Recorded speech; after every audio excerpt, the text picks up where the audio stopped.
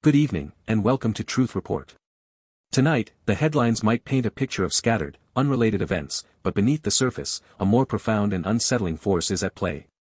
Tonight, on Truth Report, we pull back the curtain on the silent, pervasive ways corporate power is not just influencing, but actively reshaping our world, from boardrooms to legislative halls. We'll investigate corporate leaders scrambling to understand the very AI they're deploying, while half a world away, a nation struggles with pollution, demanding accountability from its private sector.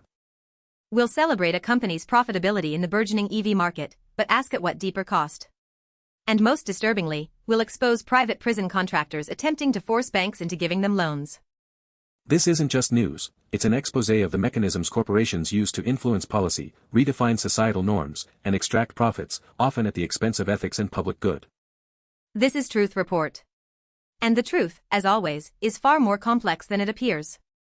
Our first story reveals a fascinating, if not concerning, shift in corporate priorities, as reported by IEEE Spectrum. The Venerable Institute of Electrical and Electronics Engineers is launching an online Mini-MBA specifically designed to fill perceived leadership skills gaps in artificial intelligence. This isn't just about traditional business acumen, Alex. The IEEE Spectrum article highlights that boardroom priorities are explicitly shifting from standard financial metrics towards comprehensive technical oversight. Executives, they state, must now manage the intricate complexities of machine learning and large language models.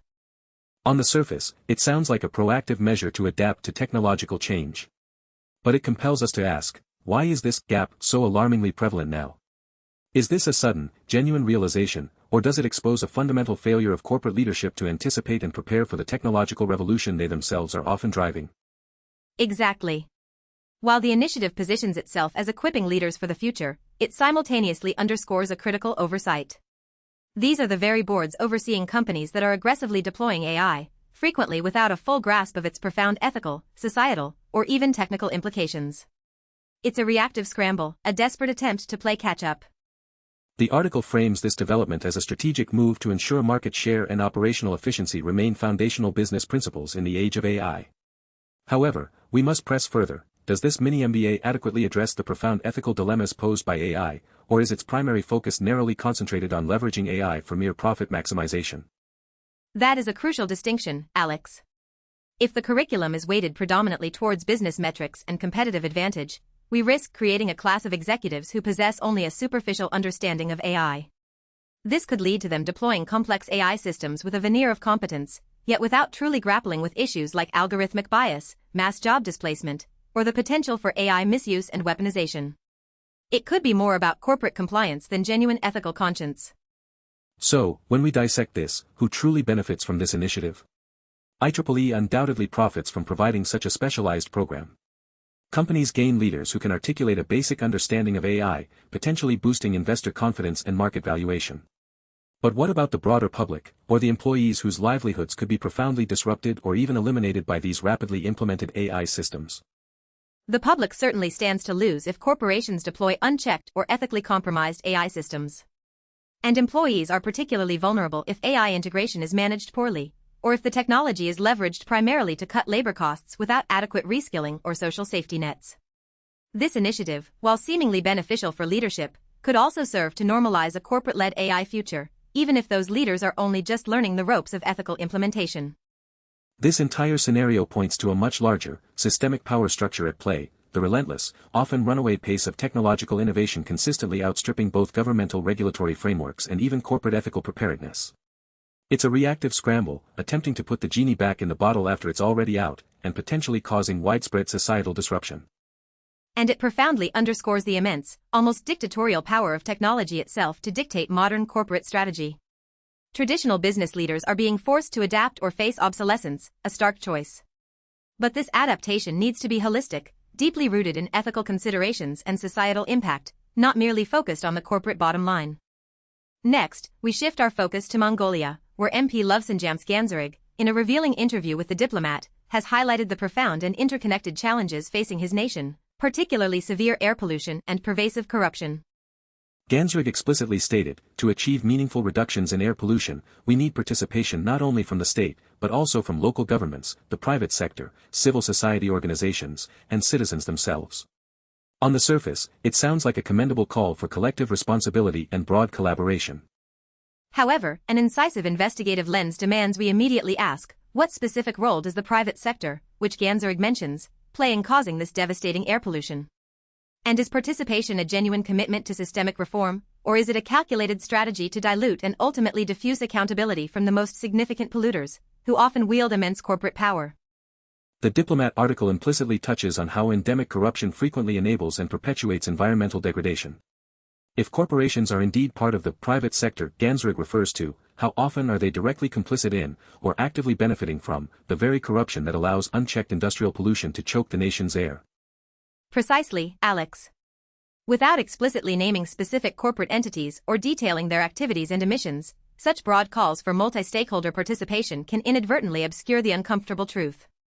The fact is, certain powerful industries, often with deep-seated political ties, are disproportionately responsible for the vast majority of the environmental problem, yet their direct culpability remains unaddressed. So, while the burden of participation is extended to everyday citizens and vital civil society organizations, we must question whether the corporate entities primarily responsible for polluting the air are truly being held to stringent account. Or, are they merely being offered a convenient seat at the negotiating table, allowing them to shape terms that ultimately remain favorable to their business interests and profits? History, regrettably, suggests the latter scenario is all too common. Genuine, impactful reform requires robust regulatory enforcement, coupled with significant, consistent penalties for environmental violations, not simply voluntary collaboration. When corporate profit motives directly clash with fundamental public health and environmental integrity, the participation model can regrettably become a convenient loophole for the perpetuation of environmental damage. So, ultimately, who benefits from this deeply problematic status quo? Clearly, corrupt officials who line their pockets, and the corporations that are permitted to operate with lax, unenforced environmental regulations. Who unequivocally loses? The ordinary people of Mongolia, suffering severe, debilitating air pollution, and the fundamental integrity of their nation's governance and environmental future. This situation starkly highlights a pervasive global pattern: corporations exerting immense, often undue, influence over critical environmental policy, frequently achieved through sophisticated lobbying efforts or direct, strategic involvement in governmental processes. Their participation, therefore, can be a dangerous double-edged sword, offering superficial solutions while simultaneously safeguarding their core interests and profits. It powerfully underscores how deeply entrenched corporate power, especially when intertwined with pervasive political corruption, can directly and catastrophically impact public health, environmental sustainability, and the fundamental quality of life for millions of people on a massive, systemic scale. The appeal for broad societal participation must never be allowed to dilute the direct responsibility of the primary, corporate actors. This isn't merely a localized Mongolian problem. It serves as a stark blueprint for how powerful corporate interests can expertly leverage political vulnerabilities to maintain environmentally destructive, polluting practices worldwide, effectively privatizing profits while socializing environmental costs. Our third story takes us to the intensely competitive and rapidly evolving world of electric vehicles. CleanTechnica reports a significant and much celebrated milestone. The Chinese EV maker NIO has finally scored a profit after more than 9 arduous years in operation. This financial turnaround is being hailed across the industry as a major success story, with the article explicitly likening NIO's challenging journey to the early, formative days of Tesla. CleanTechnica celebrates the company's ambitious vision to achieve great things and excite the world regarding the profound benefits of electric vehicles. Profitability, without question, represents a monumental achievement for any startup, particularly within the capital-intensive and technologically demanding automotive industry. However, Truth Report always demands we go deeper, asking, at what precise cost has this profit been achieved, and what does it truly signify beyond a positive figure on the company's ledger? Exactly, Alex. The often euphoric, celebratory tone accompanying such announcements frequently overlooks the broader environmental and social footprint of even supposedly green industries. EV manufacturing, while cleaner in its operational phase, still relies extensively on environmentally taxing mining for critical rare earth minerals and energy-intensive, carbon-heavy production processes. We are compelled to thoroughly investigate the entire supply chain that underpins this newfound profitability. What are the specific labor conditions in the often remote and dangerous regions where raw materials are extracted? What are the true environmental costs incurred upstream, far removed from the gleaming showrooms and optimistic investor presentations in metropolitan centers? And let's critically examine what exciting the world truly means in this context. Is it genuinely about fostering authentic environmental sustainability and a circular economy? Or is it merely about stimulating another consumption cycle, essentially shifting from gasoline-powered cars to electric ones without fundamentally addressing the deeper, systemic issues of overproduction and finite resource depletion? So, who truly benefits from this profit? Clearly, NIO's shareholders and investors will see financial gains, and the burgeoning EV market gains another sign of viability. But who potentially loses? Perhaps the often marginalized communities directly impacted by resource extraction, or the workers in the less glamorous, often exploitative parts of the supply chain who may not share in this corporate success. Furthermore, NIO's profitability signifies the rapidly growing power and influence of Chinese EV manufacturers in the fiercely competitive global market, directly challenging established players and traditional automotive giants.